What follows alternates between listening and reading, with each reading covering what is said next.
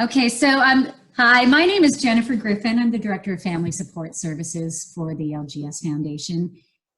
And I'm so excited today because this is our first webinar using this new platform, Zoom, that everybody seems to be very well versed in at this point. And this topic obviously is really urgent. We're going to be doing a series of COVID-related webinars. We have one next week scheduled, and we just scheduled the one for the following week.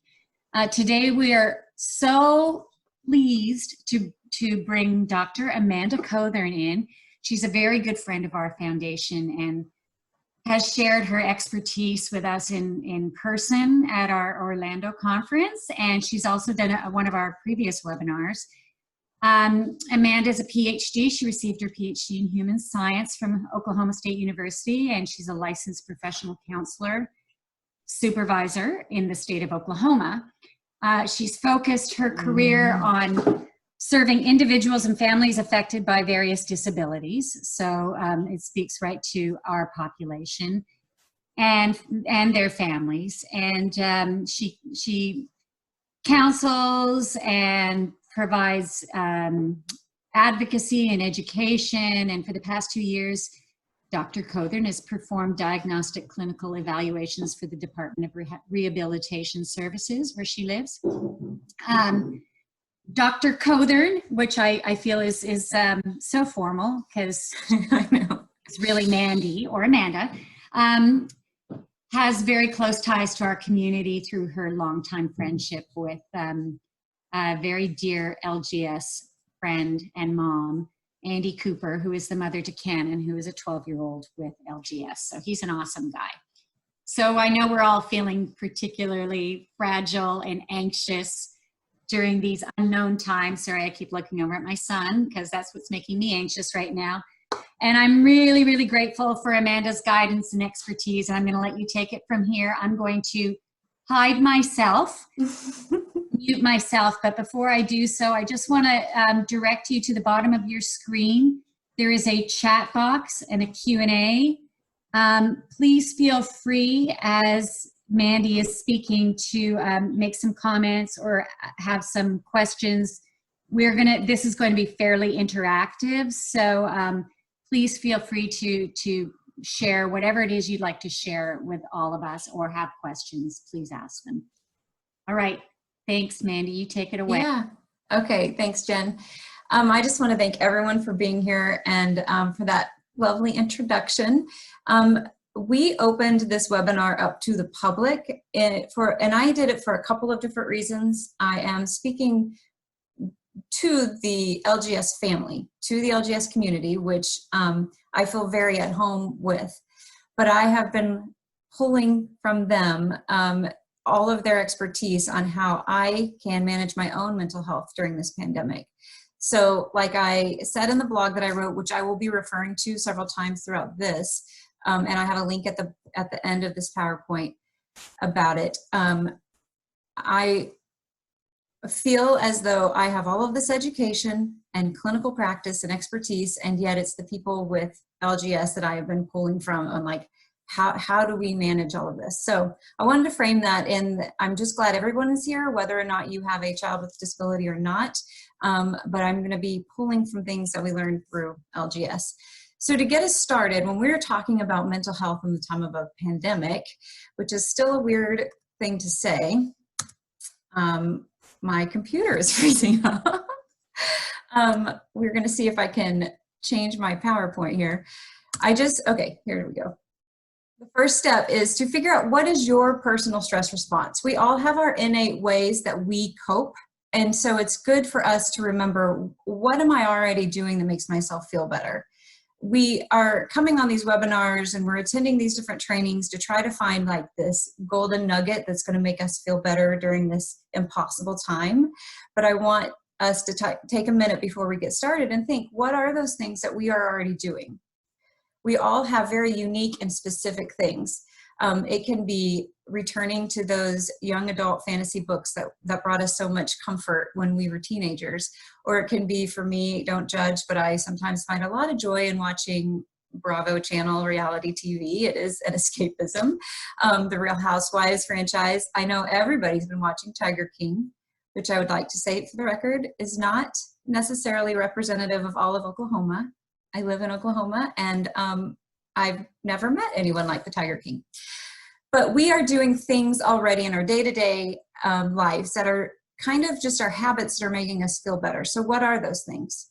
And remember, as you're thinking about it, the goal is to keep us present, to keep us in the here and now so that we're not spiraling off into, what if I get this, and maybe some people on here have had COVID. What if I get this and I'm unable to care for my child? What if I'm not able to get him back into school in the fall? What if I lose my job? What if my husband loses his job? Those what if questions can take us out of the real moment and out of our bodies and spiral us into anxiety. So I am a huge proponent of using coping skills that are comfortable to us as individuals. What is it that we feel specifically brings us joy? My sister and I are only a year apart, and we have such vastly different comfort zones that the things that she does to comfort her would never bring me comfort. So as we say that, I want us to be smart about our coping skills, because for me, I can give myself 1 hour of Netflix, might even be in the middle of the day right now, and it might feel like a brain break. And it might feel like, okay, that was a real fun episode of whatever. And then I can feel energized to go back to my normal day-to-day life. But when I indulge a little bit too much, it becomes a numbing agent. And then I start to kind of lose myself, and I lose my individual innate ability to cope with the stress that I'm experiencing. So when I am saying, which I will say repeatedly today, now is not the time for dieting. Now is not the time for these rigid scheduling, even though we are all a little bit tempted because it's something we can control. I do think a semi-structured schedule is beneficial. So it's this kind of balance between trying to figure out how much of my life do I need to be controlling and how much do I need to give myself a break and say it's okay to watch Netflix in my lunch hour when I'm working from home. But maybe leaving Netflix on all day when I'm working from home is making me feel tired. I'm eating more than I normally would. I'm not as productive because I'm more interested in that. And so finding that balance between a coping skill and a numbing agent is really important when we're talking about mental health. Now, compassion, I'm going to hit again later. But I think that it is one of the most required things right now in our society is compassion for each other and compassion for us. We are all experiencing worldwide this pandemic, but every one of us is experiencing it differently. There is no way that I can fully understand how someone else is experiencing this on a mental, intellectual, physiological, spiritual level. And I need to be compassionate toward them. I am seeing a lot of people really needing to have an enemy and really getting aggressive online with attacking a politician or a media outlet or something that they feel like they can direct their energy to. And that is okay for them to do as long as I'm not letting it affect me. So it becomes my responsibility to set some boundaries so that I am not getting pulled out of my comfort and I'm not getting pulled out of my path based on their reaction to this. And so again, we're going to talk about boundaries later, but Brene Brown talks about how setting boundaries is an act of compassion because it's preventing resentment. And so one tangible example of that is I have told the people who are in the home that I am recording this from that I need this room quiet right now for 1 hour because I need to do this. Had I not set that physical boundary, I would be resenting them every time they walked by or anytime they made a sound that was distracting me. So by setting that boundary and saying I need 1 hour quiet, let me just do this, then I'm preventing that resentment. Again, we can go over that a little bit more later. And then another thing to really just kind of to start us off on this conversation and to set the tone is when we're just going over general basic mental health tools, generosity and gratitude is key. So it might sound weird to be asking for generosity when we are all a little bit worried of how long is this going to last? Our our default is to hoard and to save and to keep everything to us because we don't know if we're going to need it to survive. But the more that we are able to share with others, that's the antidote to that apathy and that depression that can set in when you're feeling like you're just stuck at home. So if you do something positive for someone else, whether you send them a handwritten card or you order them groceries, just notice in your body how you feel as opposed to when you're doing something that's very focused on yourself. So if you are worried about the post that you just posted online and are looking at the likes on that, you kind of get this like strange, like expecting someone else to validate you and maybe feel a little slimy. But when you've done something for someone else, even if they don't even know it was you that did it, there's a physiological difference in your body. And that is, these things that are on this slide right now are going to kind of frame the way that we talk about how to handle such an insane time that we are in. So again, as we go through this, think about the things that you're already doing that are making yourself feel better. The goal is to stay healthy and centered in yourself and not to overuse those coping skills to the point of numbing, and then to keep a compassionate point of view when you're considering other people as well as yourself, and then generosity and gratitude. So I'm about to dive into what the LGS community has taught me and how I feel that they have prepared me for this. But before I do, are there any questions just to start us off the bat, Jen? Yes, there is one question that I know you'll probably be addressing at some point. I just want to make sure that you're aware of it. It's from Jennifer Bertram, and she says, my biggest question is that how do we keep our kids that are so fragile safe when we don't know who is the carrier and may not have any symptoms? When we open up our, I'm not sure what that means. When we open up our state up, how and what steps to, well, when we state like how and what steps to keep our family, she's interested in knowing how to keep her family safe. And then she also has a daughter that will be a nurse that will be exposed to COVID-19. And how do they manage that since she's not living with them though? Gotcha. I hope I got that right, Jennifer. It makes sense. She's worried about a medically fragile child. And then as the governors are going to start loosening up some of the restrictions on our community. And again, that's one of the situations where she doesn't have control over that. The government is making decisions for us right now that we don't have control over. So how do you protect yourself? And I can't speak to any of the medical stuff. I can't speak to building immunity and any of that, but I can speak to trying to make sure that you are able to access peace and do your very best to maintain your mental health. So I'm going to keep that in the back of my mind, Jennifer, and as I think about things specifically that can help you, because basically what you're saying is I have a legit fear of my daughter who is medically fragile, and other people are making decisions that might affect her. And then I have another family member who is on the front lines caring for people as a nurse, and I'm scared for her health. So those are all things that are out of your control. And I know that it is frustrating when people hear people like me say this, but the number one thing you can do when that anxiety starts to rise up in you is to take control of what you do have. And that is always your breath. And it's a practice in mindfulness where you can start to remember, I won't have all the answers. There is no way to know who is carrying this virus and if she will be exposed. What I can control is that I can make sure that my daughter knows that I love her and that I am doing everything under my power to keep her safe.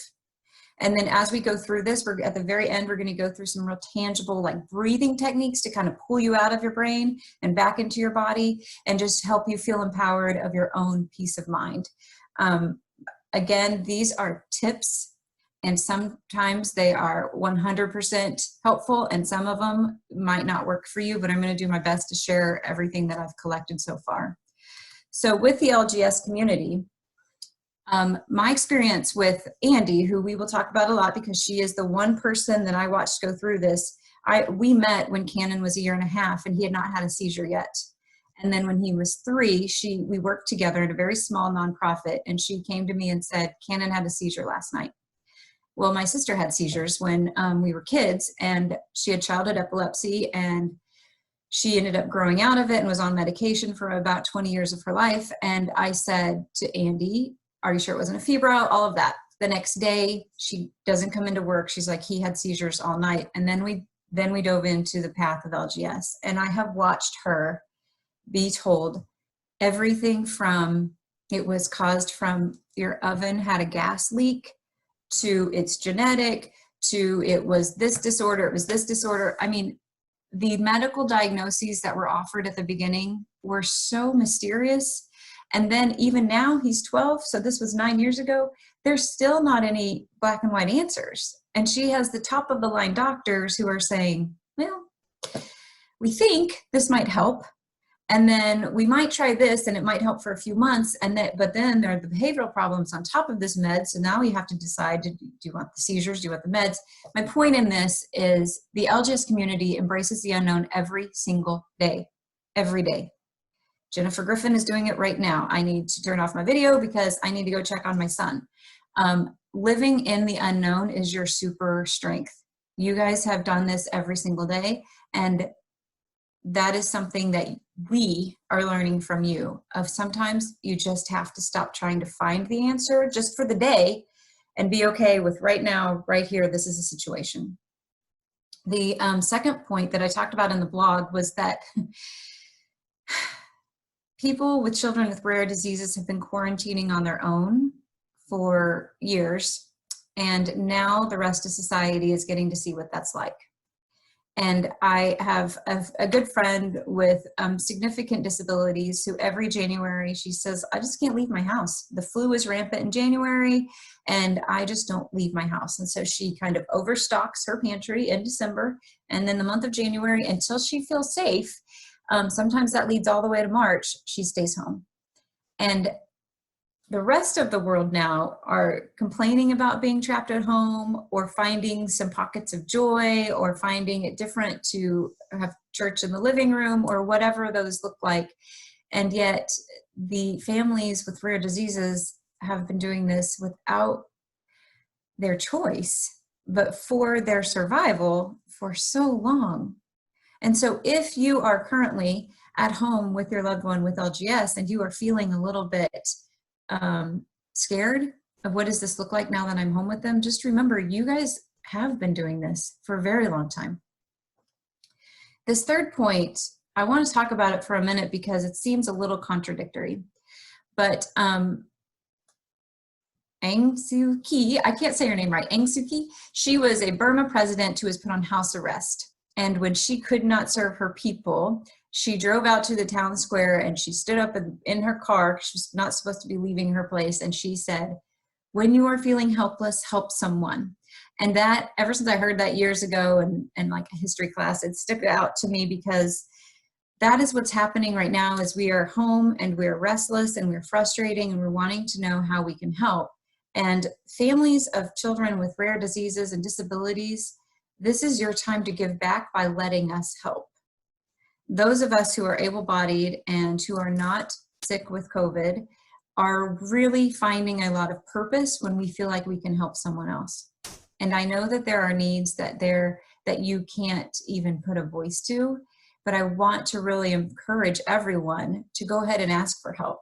I have like 2 best friends that I have just been using as my lifelines because I keep getting these waves of emotion, and sometimes it's anxiety and sometimes I'm just sad. And when I can reach out to them and I just say, hey, I'm in this place right now, they are able to just say, okay, how can I help you? What do we need to talk about? Sometimes it's a suggestion to go on a walk. Sometimes I talk through it. That's just one example. But my point with the LGS families and what I mentioned in the blog is, go ahead and let people buy you dinner.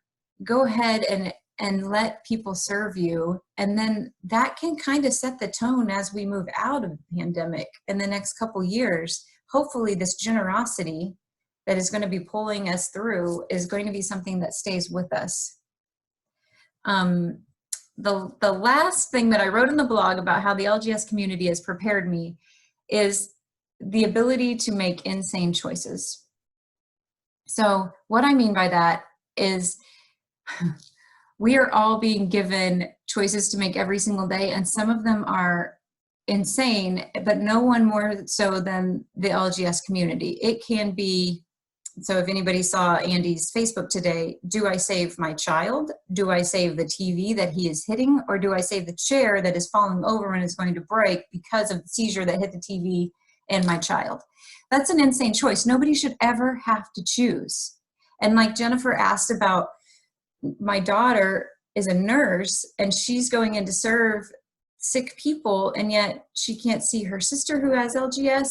I'm sorry if I got the family dynamics wrong, but that is what falls into the category of an insane choice. And the freedom, when you finally acknowledge it as an insane choice, is for you to realize, if I feel crazy being asked to make this choice, then that's legit, because it's insane. Some of the questions that we are being forced to ask are literally insane. I'm just going to check and make sure I'm not missing any chats here. There are a couple of questions. Okay. Yeah. So did you want me to read them, or yeah, if you don't mind reading them, that'd be great. Sure. The first one is very similar to Jennifer's previous one about when there are medical staff in our family who don't follow social distancing rules or wear a face mask. Do we just avoid our relatives for 2 years? And oops. Did you get that? Sorry. Do we just avoid our relatives for 2 years if we have the social distancing? Do you want to do that one, or do you want me to read the second one? Yeah, I think that again is one of those insane choices. I mean, what I really want to say there is this is where the responsibility of setting boundaries comes in, and it might be very, very uncomfortable. But if you can set a very firm, honest boundary with the medical, or with the medically fragility of your child. The literal survival that is needed is that everyone practice the safest ways to avoid this virus, or any virus really, when dealing with a medically fragile child. If you can clarify that to them and just let them know the severity, that what is at risk, and you can put some boundaries on them. If you don't respect the fact that my child needs you to be quarantined for at least 2 weeks before you see them, needs you to practice all of the recommendations from the CDC of how to keep us safe. If you can't respect that, then we are not going to be able to visit you or let you visit us. And I know that sounds impossible, but that is exactly what I mean when I say insane choices. It's a perfect example of one. Yeah, that's a good one. And the second one is from both of these were anonymous attendees. I am home all day with my son who has LGS. My husband goes to work, my older daughter goes to work. My question is, I get no break, and my family is focused on themselves, and I feel like a single mom who is totally alone. And now that we are all totally in quarantined, I'm struggling to make it through the day. I feel like giving up, and then I worry I'm going to take care of my son. That's a good one. I'm really sorry that you are going through that. And I think that you're going to get a lot out of the next couple slides, because my first instinct to answer that is, this is your time to connect with single moms of children with LGS, because that is something that is relatable, where there is no time. I was telling Jennifer and Tracy earlier that, like, a lot of the mental health blogs or publications that I've read are saying, like, make sure you get your 30 minutes of exercise and make sure you take a break to go have, a drink of water. And I said, a lot of these parents with LGS don't have the opportunity for 30 minutes. They don't even know when they can go to the restroom. And so I'm going to hit on a couple points from someone that I think you'll be able to relate to. So I'm going to just pause on that question and go on, if that's okay. Could I just mention one thing in that question? Because I think it would be, I'd be neglecting one of the great strengths of our foundation if I didn't mention that we have an ambassador program. And what is happening right now, if you are not on Facebook if you're not on our our closed ambassador page. There's information about virtual meetups where you can come together with some of those families. And they have small meetings. I just went to one last night. There was about 5 of us, and we played bingo. It was just a really nice thing because, you know, in and amongst that, there's going to be some conversation about our kids and things that we're struggling with, but also there's going to be a little bit of respite, a little bit of a breather. And, you know, if my son's in the background, which he was last night during bingo, I was feeding him the whole time and he's at the table. You know, it gave me that connection with my community. And the next question is Robin from New Jersey. She says, has anybody's LGS child been diagnosed with COVID, and how was it handled? I'm so frightened if she were to get it. I have not heard of, I don't think of any or many. I think our community, the children themselves or the adults, even with LGS, I have not heard a lot about many diagnoses. And I was speaking to a doctor earlier today, and he says that we have not been getting big numbers in the rare epilepsy community, which is good. But I think that for Mandy's sake, I think that you're being so frightened if she were to get it. I'm sure you can speak to that. Yes, and that is again where you can pull from your expertise as an LGS parent of realizing, oh, some of these practices that we've been doing, like quarantining ourselves or staying home and avoiding places, whether that was to avoid a situation where a seizure might happen or behavior related to LGS might happen, but those were probably protective measures that are helping keep the rates down in the rare epilepsy field. So if that brings you any comfort, I hope it does, because what the data is showing is the social distancing is protecting it's flattening the curve, and it is protecting us from spreading the virus. And yet the social connection is what is helping with the mental health piece.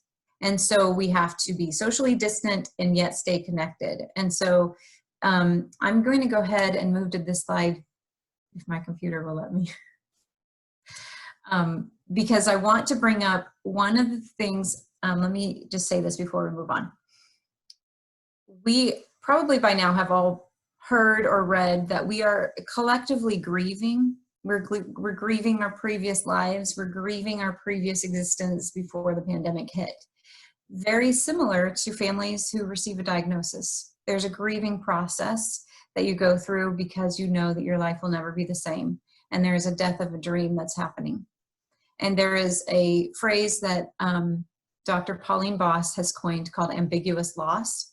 And that just describes this phenomenon of grieving when you feel like you are not able to get a closure. So there's not a death and a funeral and a closure. It is this ambiguous missing piece in your life. And she came up with 5 steps to build resilience when you were feeling in your ambiguous loss. And if I can get my computer to work, then we will move on to those 5. There we go. Thank you.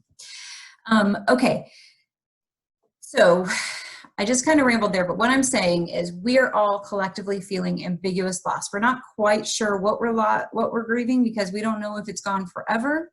And there are parts of it that keep showing up, and then parts of it that are really gone for good. And so how do we build resilience? How do we get through this and feel stronger on the other side? So there's going to be 5 of these. And the first one is finding meaning in the experience. How do you find meaning in this scary, lonely experience? Well, Viktor Frankl was a Holocaust survivor. He lost his wife and his family in the war, and he made it through the concentration camps. And when he came through, he wrote a book called Man's Search for Meaning.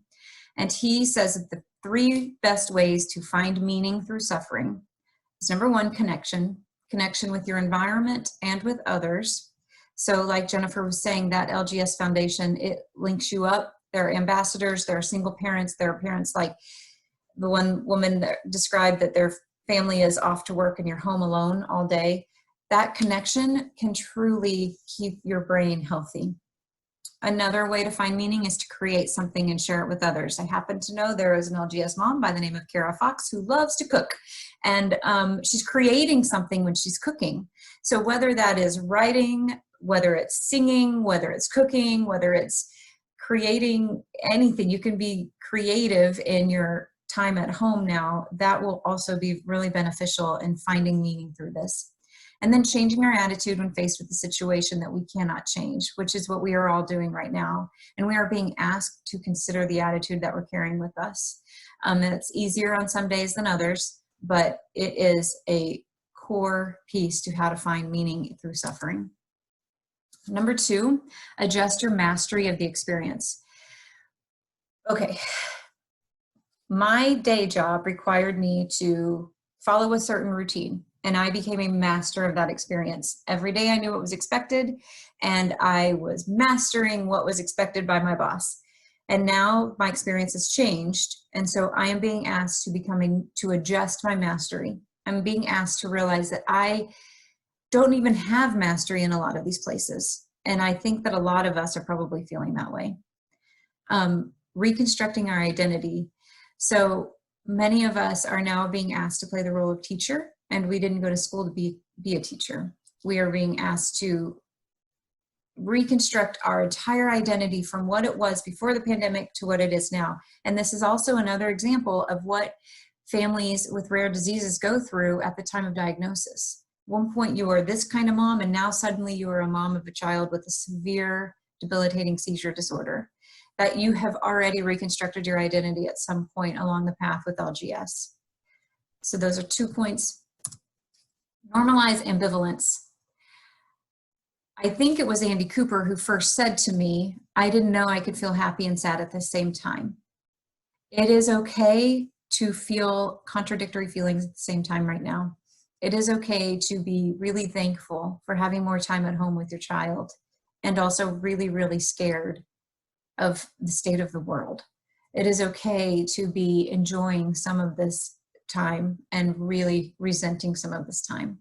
The more that we can normalize that, the stronger we will be on the other side of this, because there will be other times when we feel 2 contradictory experiences, and when we don't judge ourselves for feeling that, and we don't try to force ourselves to feel one way or the other, and we can just realize, oh, I really do love this, but I really hate that it's happening. I love Canon Cooper for exactly who he is. He is considered nonverbal. He's 12 years old. He is a lot physically. I love him for exactly who he is, and he makes me very, very happy, and at the same time my heart breaks every single time he has another seizure. And that is normal. It would not be normal to be feeling one way completely without the other in some of these situations.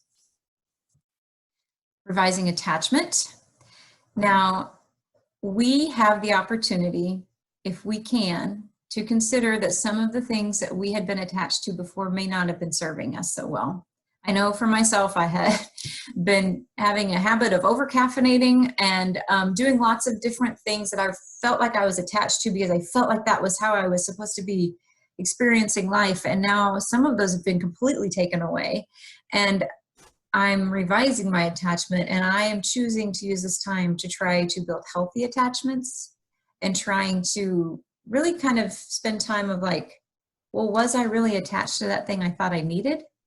Or maybe society made me feel like I was attached to that. One very trivial example of this is I thought that I needed espresso instead of coffee.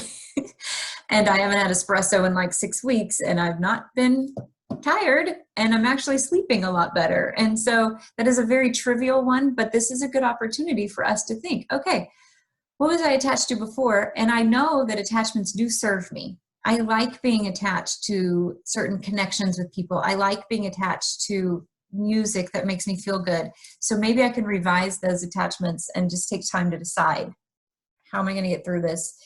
And go ahead and let go of some of those things that weren't serving me before. And then number 6, and how to build resilience, is to discover a new hope. And I know that that is asking a lot right now. I know that. But there is always room for hope. And the data shows, connections with others can build hope, because we feel validated and we feel seen, and we know that there is something, someone that even if they don't understand what I'm going through, they care, and that can build hope.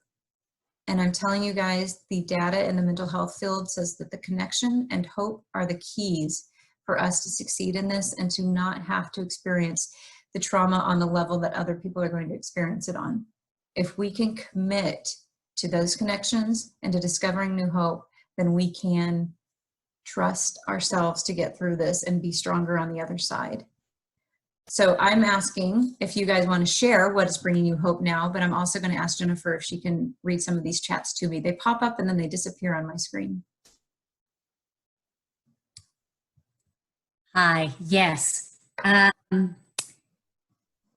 Robin, very nice. She said, listening to this webinar is giving me such great hope. Thank you for that, Andy.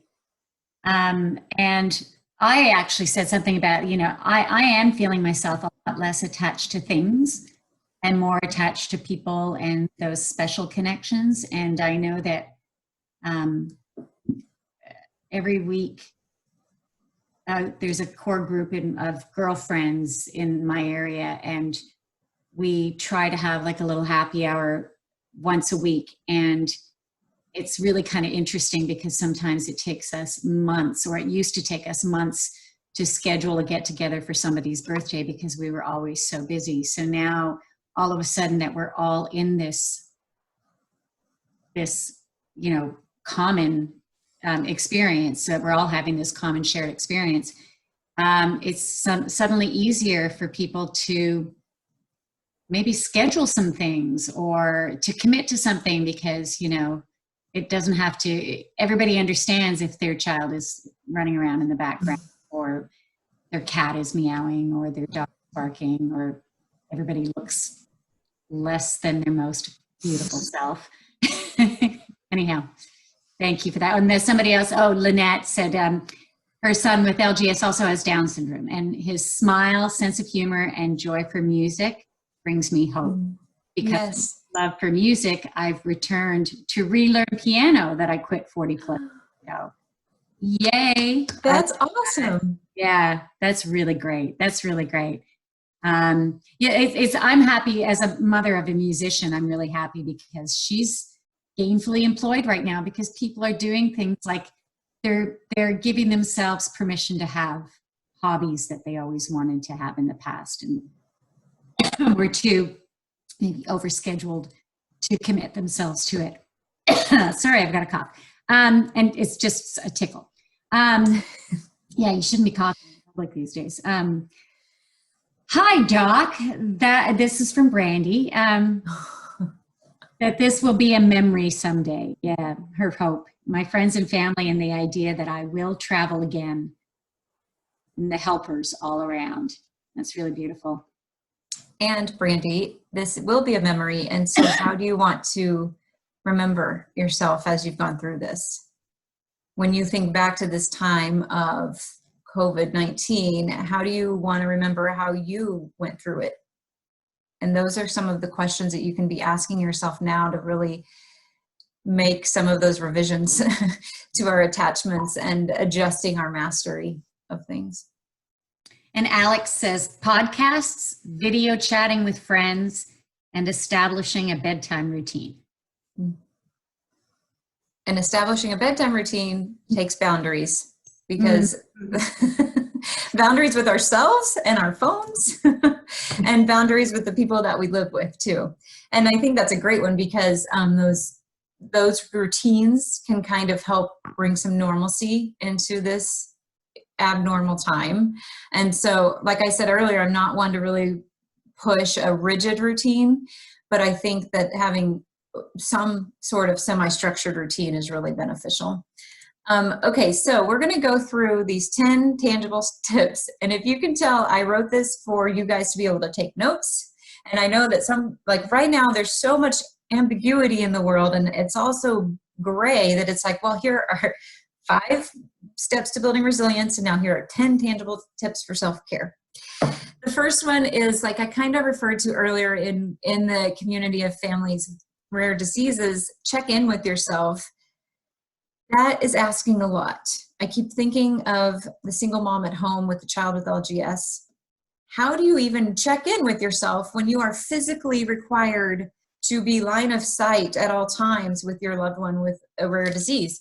But sometimes it is as simple as, have you drink any water? I had a mother tell me recently, it was like 11 a.m. and she said, oh my gosh, I haven't even brushed my teeth. I haven't even had a drink of water. And it is requiring, even checking in with yourself requires some boundaries, because you have to give yourself permission to keep fueling yourself in order to be able to care for other people, mentally, physically, emotionally, and spiritually. And so if that means you have to, what do they call that? Like double it up, where if your child likes music and you're finding a love for music, then rotate, and he gets a song and then you get a song.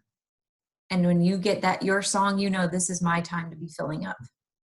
But checking in with yourself just literally means asking yourself, how am I today?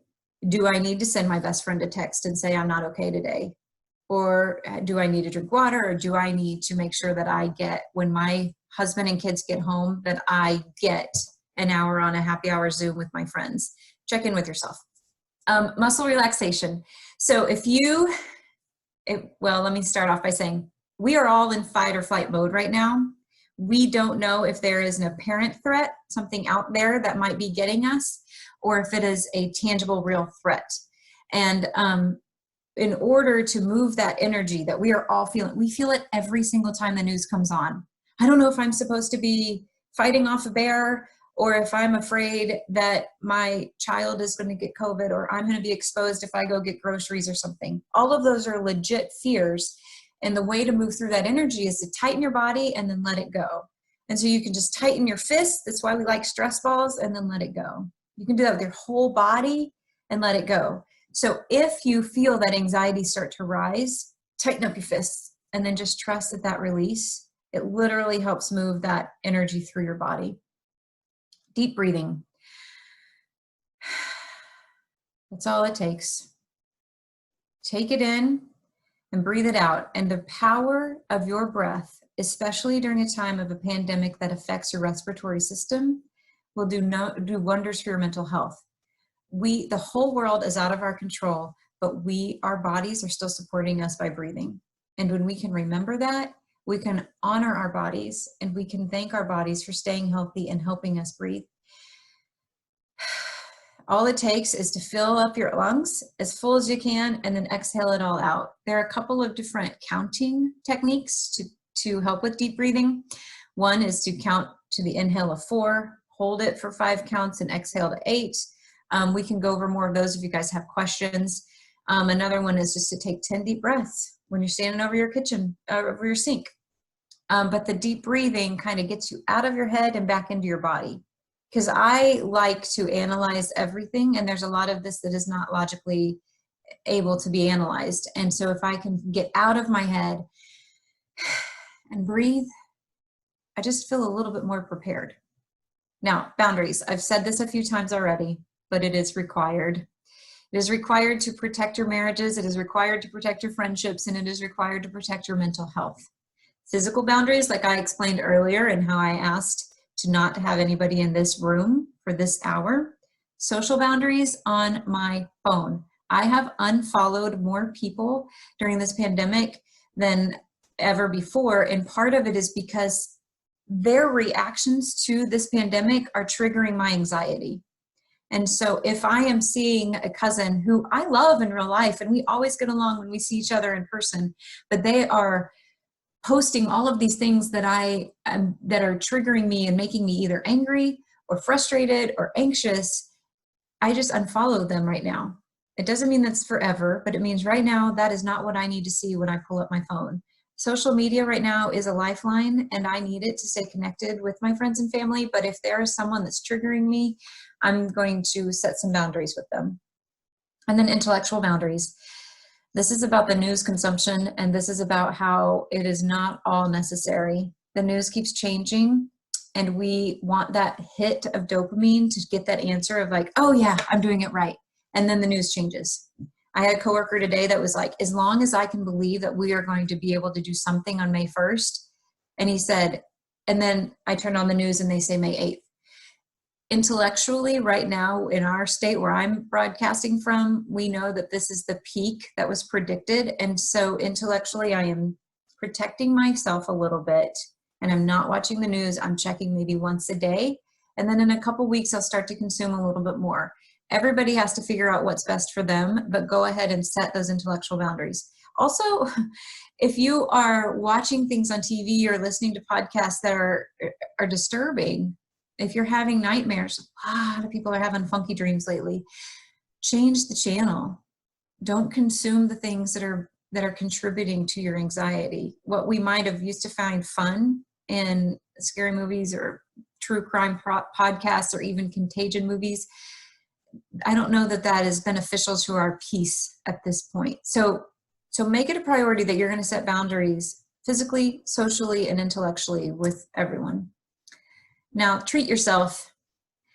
You have permission. And if you need someone to give it to you, consider me giving you permission to treat yourself to something that you enjoy. Prioritizing your own pleasure really helps you remember that you are okay. So that could be a book, it could be music, it could be food, and that is okay. This is not the time for dieting, but find that thing that brings you such joy and try to touch down to it once a day, even if it's just seeing that book that you know you want to read when this is over. Or if it is that rubbish TV. I have a friend in England and she says, tonight is a night for rubbish because she's on overload and she needs to calm down. Treat yourself to something. Again, the semi-structured routine. Let your children that are home with you know what to expect. Let them know when meal times are going to be. Give yourself that kind of schedule so you know what to expect. Even if it is, my goal is to have my teeth brushed by 10 a.m. every day, that is a semi-structured routine. So set those daily expectations, but leave a lot of free room to play, to create, to sleep, to do absolutely nothing. Leave yourself time because our systems are on overload and we need the free space. So give yourself the gift of a semi-structured routine so that you have some sense of normalcy during this, but don't push it.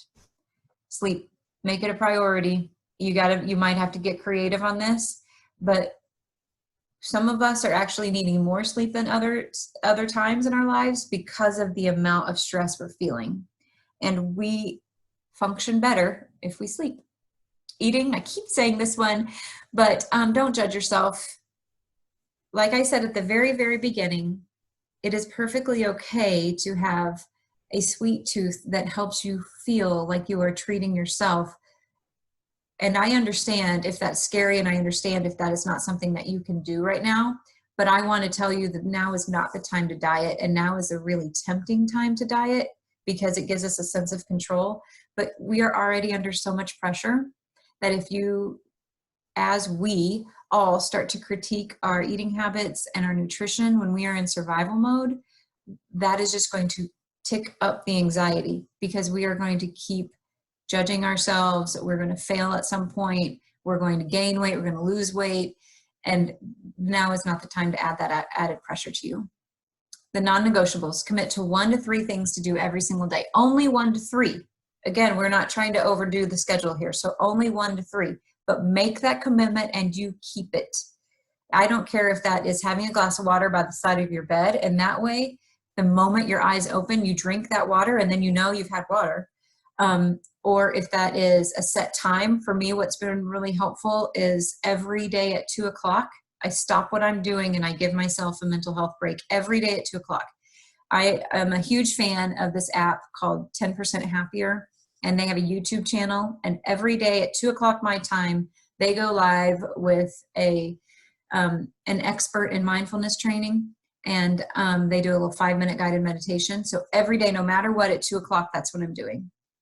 And then the last one is surrender your desire for perfectionism. Perfectionism is a result of anxiety. It is something that makes us feel like we have control when we don't, and we need to go ahead and let go of that. We're doing the best we can.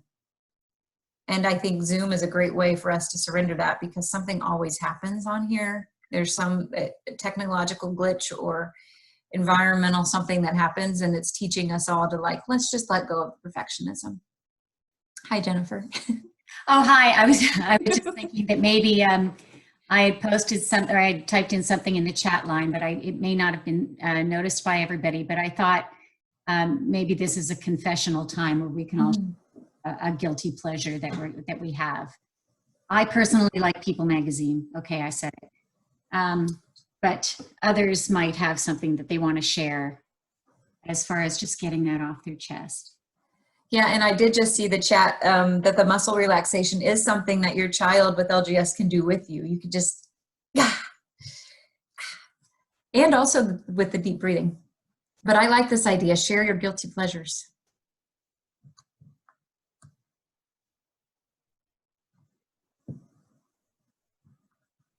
Oh, and another thing. I was also, when you were talking about 10% happier, you're really speaking to me. I love 10% happier and calm. A lot of these guided meditations and calming apps, they've been really useful for me, a great tool in the last couple of years. And I used to just be really a lot more disciplined about, just kind of turning the lights down low and doing a 10-minute guided meditation, and always like lowering my chair all the way down, that my feet are really just firmly planted on the ground, closing my eyes. And now what I do is I do it against against a window so that the light is coming in and hitting me, like this whole little 10-minute moment for myself. I haven't been as good at it lately because I've just been a little too pulled in many directions. But I think that I'm a really big fan of guided meditations. And I used to pay for the Calm app, which was great, but I thought I'd go and see how it goes until, maybe I can find other guided meditations somewhere else. And I've been finding just YouTube guided meditations for 10, 15 minutes. They play the nice spa music, and you just close your eyes and somebody with a nice soothing voice talks you through a bit of a calming moment. And I think that is, for me, that is really, really helpful. I second all of that. And I am meditation changed my life about 6 years ago. So I recommend it to everyone. But I want to address a question that I saw in the Q&A. The mom who is home alone and is feeling guilty for watching this with your son right there, that you are not too far gone. You're not. You're actually very, very normal. And when we were talking about normalizing ambivalence of maybe there are things about this you're really enjoying, but you're also feeling really guilty because he's right there and you feel like you need to be with him, that is the normalizing those two contradictory feelings at the same time. And so if you can give yourself a break and you can let go of that feeling of I'm doing this wrong and realize there's actually not a real right way to do this, then that might be helpful. You're not too far gone, and I can't encourage you more. Just please connect to someone through the LGS Foundation or in your neighborhood, or someone that knows that you are feeling this helpless. And then back to the chat, I noticed when we're talking about the things that we are indulging in and that are bringing us joy, I really appreciate Crystal and Chrissy's admission that they are eating sweets and watching chick flicks, because there's a reason we like the sugar. It does help a little. I'm definitely not suggesting that we all go on sugar binges, but if you do, you're not going to feel good the next day. So chances are you're not going to do it more than one day. So it's okay. Brandy's taking jacuzzi bubble baths, getting outdoors. Andy's taking her monitor outside. And after Cannon goes to sleep, she's sitting on her porch, which is so, so lovely, because one of the things that I got to here last week, a guided meditation, Jennifer, I was on a walk, and at the end of it, they just kind of said this prayer, and I happened to be right on this bridge where I could see a stream of water, and the sun was up that day, and they ended by saying, at the highest level of the universe, all is okay in this moment. And that is why I think Viktor Frankl suggests that we connect with the environment, is because there's something so magical about realizing the sun is still coming up. Even when we feel completely in chaos, the natural world is still doing its thing. And so connecting with the environment and remembering that is really, really helpful. And I just thought I'd bring Theo in because for the mom who's feeling guilty, Mm. supposed to be running this webinar and I have my, so talk about guilt. I think I'm with you on that. I'm, Is he wearing a suit and tie? hmm? Is he wearing a suit and tie? No, it's a bro bib. Oh, that's awesome. Bro bib. It's like a bib that has a suit and tie. That's great. It's very cool. Anyhow, he's bored out of his mind right now and he'll get over it. I may not get over it because I definitely get you on the guilt. Definitely. Tracy just said she has discovered she likes reading fan fiction for her favorite TV show. Yes, and believe me, I know what that show is, Tracy. So, and she also needs a bro bib. Yeah. Anyhow, I just want to, you know, I highly recommend connecting with the LGS community because I'd say a bunch of my LGS sisters and I have been texting each other like crazy throughout this about how much we appreciate this and making comments throughout about things like, you know, yay, we don't have to diet and things like that. Mm-hmm. So, and we're all supporting each other in that. So I think that that's been really very useful for all of us to reconnect. And we do it very often. So there are a lot of amazing, you know, as much as we all go through in LGS land, there are so many rewards. This is my greatest reward right here.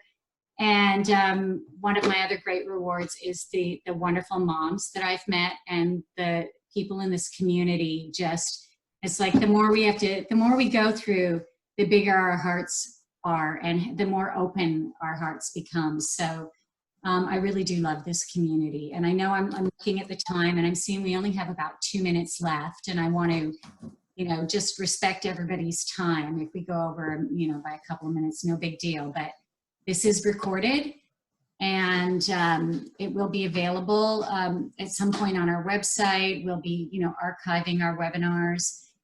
And I just want to remind you all that Tracy, the one who loves the fan fiction from her favorite TV show, Dr. Tracy, will be, she'll be the panelist for our next webinar, which is next Wednesday. That information